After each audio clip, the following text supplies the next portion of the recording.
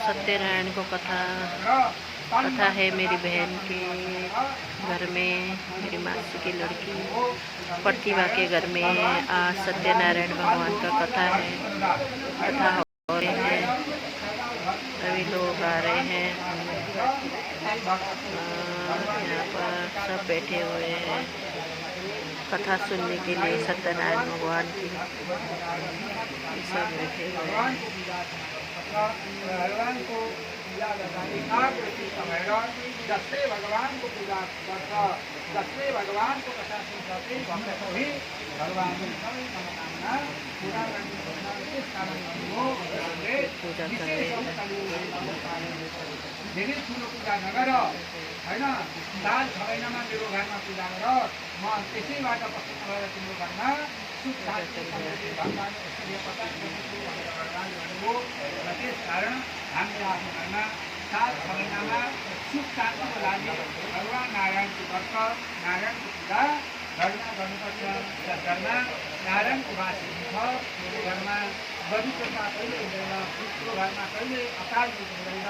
जस घरमा नारायणको पूजा हुन्छ, त्यो घरमा सुख शान्ति समृद्धि सदा प्रदान हुन्छ भन्दै भगवान श्रीजीले नारदजीलाई यो प्रथम अध्यायको कथा सुनाउनुभयो। उसी अनुसार उहाँहरूलाई यस कलिकालमा धन धान्य ऐश्वर्य ओज पोषादि विजय सौभाग्य सबै मनका फल्ने भगवान प्रथम अध्यायको कथा यथामति सदा गाएँ। भगवान नारायणले सबको रक्षा गरून्, सबको कल्याण गरून्, सबैलाई सुख शान्ति होस् भनेर यो प्रथम अध्यायको कथालाई बोलो भगवान की जय, भगवान की जय, जय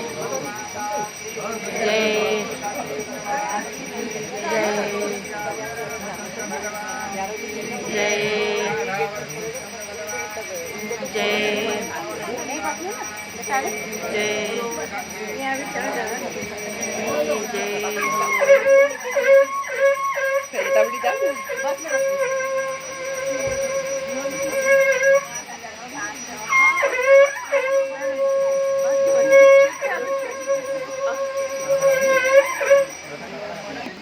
उठी गए हो?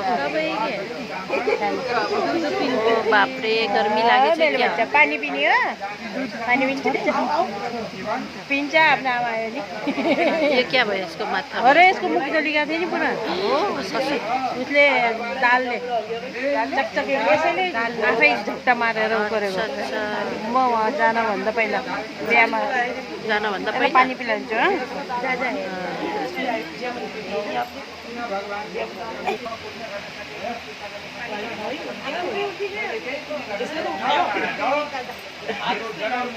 ब्राह्मण को माता भयो, परन्तु म बहुत दुखी र गरिब छु।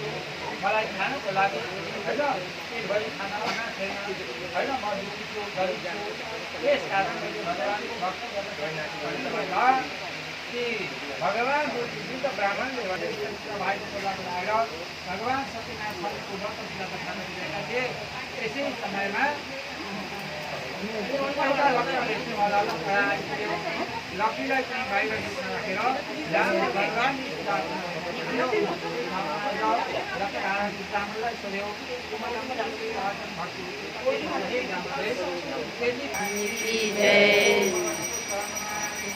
जय